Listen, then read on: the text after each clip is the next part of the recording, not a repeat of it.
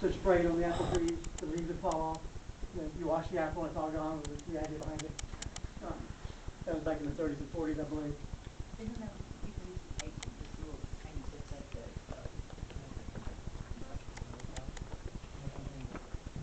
I had no clue because people would weird things off and on, pretty well.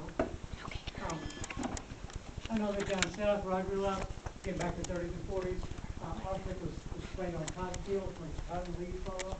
So you pick the cotton wool fish up. You're going to stand right there? Okay. I'm going to talk about high rates of juveniles reoffending. Go down there. Just because he's right there talking. So. Okay. Go. My speech is going to be on high rates of reoffending juveniles and how we can help them. We can offer them other things besides jail time right now. Most of them that are disciplined with jail. If we could put them on probation and offer other alternative things for them, that would be better. A 13-year-old boy was sent to juvenile detention center to be rehabilitated, and his rehabilitation consisted of him learning how to back dope, being able to learn how to stick up, and learning how to play with guns or use guns, and these are things he did not know. So are we really rehabilitating, setting him to learn these things? We're setting him up for failure to be a reoffender. Juveniles can be more productive. We need to know that they can be more productive. We don't need to look at just what they're doing in the past, but what they can do in the future and what things that they can bring to our future if they're taught correctly. That's web www.aic.gov. Teaching usable life skills would help us also to be able to make it so that they have the skills and the knowledge that they need to be able to make the right choices and the correct choices. Also, if we use new technology and new things to be able to help them, it would save our tax dollars and save us a lot of money in the long run.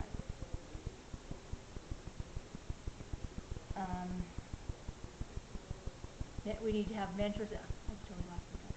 We need to have mentors and adults that are willing to be mentors for our youth to be able to make them stronger and make them more productive in society, that they can give them a positive role model. Reoffending juveniles range from 12 to 55%.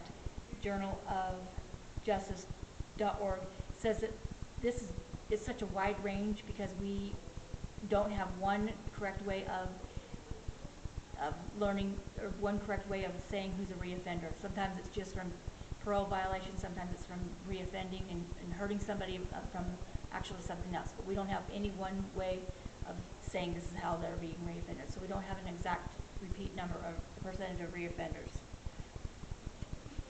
75% of juveniles in the juvenile custody have some form of mental illness.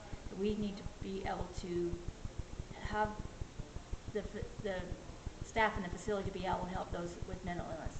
It's such a high rate of mental illness that we are ignoring or not having the money or the staff to be able to help them. We need to have more significant help in that area to be able to, for medication or whatever it needs be for them to have the help they need. Teaching juveniles that they can succeed in life, that they, no matter what happens or what they've been given, that they still can succeed, that they're not a throwaway, that they can come back into society and that they can perform and be just as good as everybody else in society, that they have the possibility to reach the moon. We as adults need to be watching for warning signs to be able to help those youth that are more in need or higher at risk. That is the bullies in the schools, children that are showing alcohol abuse, truancy, that are missing a lot of classes, these are probably learned things from their parents, or the alcohol abuse is coming from their home lives, and that we need to recognize these things and be able to offer them services and be able to help them before they get put into the juvenile detention system. We can help those and rebuild them before they are put into the system.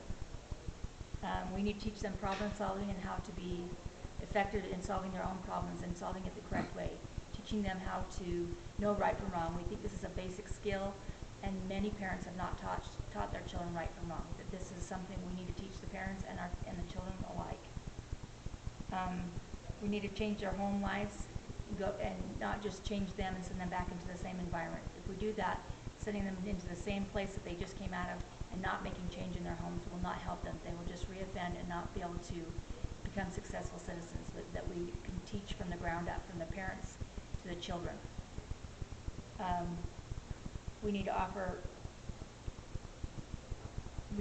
places for them to go so that we don't have turnkey children, that we have after-school programs, church programs, other things that they can learn, and be able to have the mentors there and be able to have the help and the adult supervision that they need to be able to succeed. Too much idle time will make it so that they cannot excel in the ways that they need to, that they will get into trouble and they will find those others that are causing trouble. We need to teach them life skills, knowing right from wrong, knowing what's healthy, and making their own decisions about themselves. Be able to know what's best for themselves and not be a follower but be the leader, and be able to know what's best for them. There's new studies showing that came from Utah showing on Family First, showing how if they send in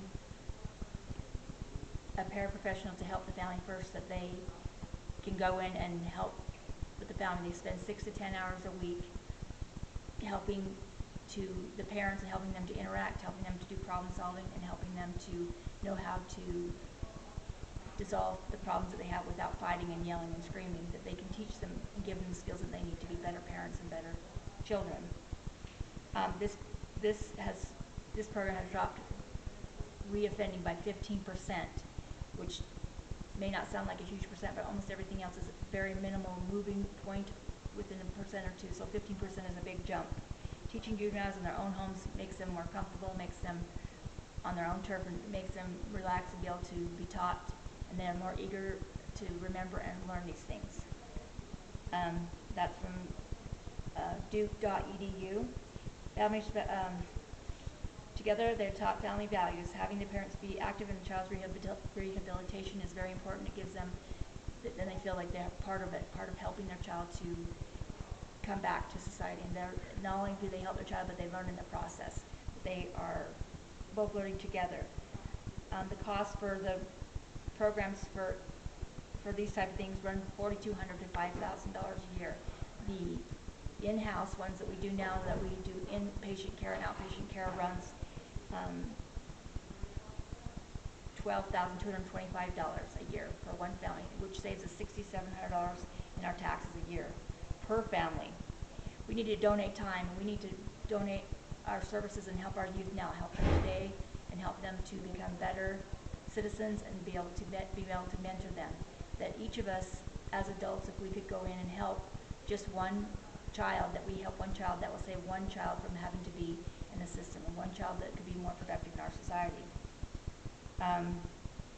We want to break the cycle of the reoffenders of juveniles, to be able to go in and help them to be better, and know that they can improve and know that they can be better. This will all save on our taxes and save on our communities, on the damage and destruction that was done. Our juveniles today are going to be our leaderships of tomorrow. We need to take a stand, and take a stand now.